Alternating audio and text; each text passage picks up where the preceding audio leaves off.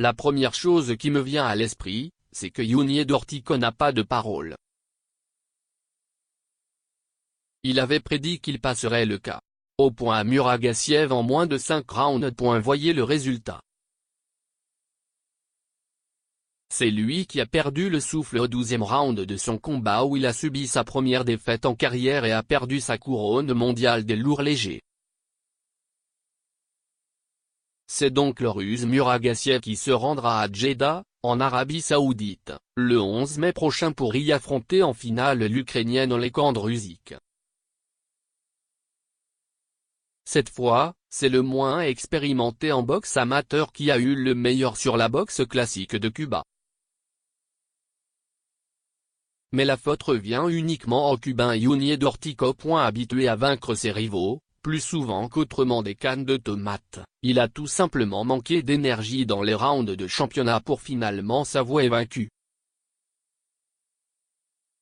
Au cours de sa carrière, Dortico avait remporté jusqu'à son affrontement contre Gassiev tous ses combats, 22. Mais il n'avait livré que 61 rounds de boxe, comparativement à 108 pour son rival. Pour vous donner une idée juste de ses adversaires, disons que 10 d'entre eux se sont couchés devant lui dès le premier round, 4 au deuxième et 3 au troisième. Dortico n'a pas dérogé à son style.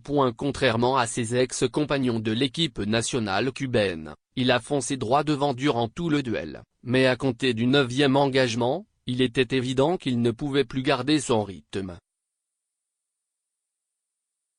Lors de l'arrêt du duel, j'avais Gassiev en avance pour 106-103, soit à peu près la même chose que les juges. Certains experts près du ring ont donné les pointages variant entre 106-103 et 108-101. Gassiev avait compris le jeu de son rival. Il l'a laissé se vider de ses énergies et dès le 9e round, il a pris l'initiative. Après sa victoire, il a tenu à souligner, « C'est le plus dur combat de toute ma carrière. Chez le perdant, tout ce qu'on a pu lui arracher de la bouche, c'est « Je veux un combat revanche ».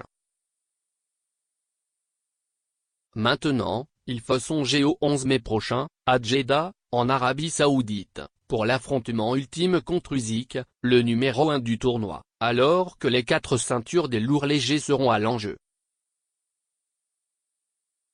Gassiev et Usyk pourront peut-être se gaver de l'eau médicinale Zamzam, l'eau miraculeuse pour les fidèles qui se rendent à la Mecque et qui a des vertus thérapeutiques, mais ils devront s'abstenir de toute boisson alcoolique, qui sont totalement défendues à Jeddah, une ville ultra-conservatrice, située sur la rive occidentale de la mer Rouge.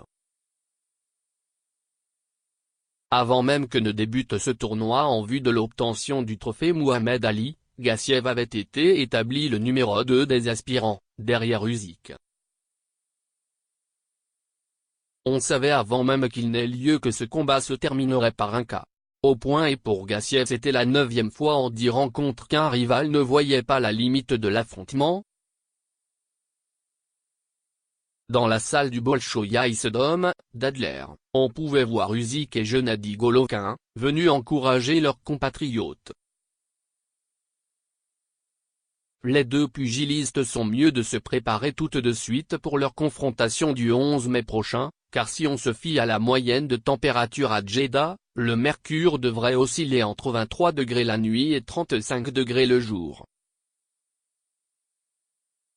En soirée samedi, au Bank of America Center, de Corpus Christi au Texas, Top Rank présentait une intéressante carte de boxe et 2 combats de championnat ont retenu mon attention. Le champion NIF des supermouches, Jerwin Ancaja a défendu avec succès sa couronne face à son 9e aspirant, Israel Gonzalez. Pour ceux qui croient qu'Ancaja est le successeur de Manny Pacquiao, j'aimerais vous mettre en garde. Tout ce qu'il y a de comparaison entre le Pac-Man et Ancaja, c'est que tous deux sont gauchers et sont natifs des Philippines. Même à 39 ans, Pacquiao est plus rapide que son émule. Pour vous donner une idée de l'allure du combat, Ancaja a terrassé son rival dès le premier round et a fini le travail au 10e en envoyant Gonzalez au tapis à 2 occasions, lui qui n'avait jamais été terrassé auparavant. Gonzalez n'avait aucune raison d'être sur le même ring que son tombeur. Mais Bob Arum, le grand Manitou de Top Rank, ne veut pas l'envoyer tout de suite dans la mêlée contre les grands de la division. Sori Saket Sorange visait Roman Gonzalez, Juan Francisco Estrada ou encore Carlos Cuadra. Si vous vous demandez lequel des super moyens est le meilleur, n'oubliez pas le nom de Gilberto Ramirez, le roi de l'Avo.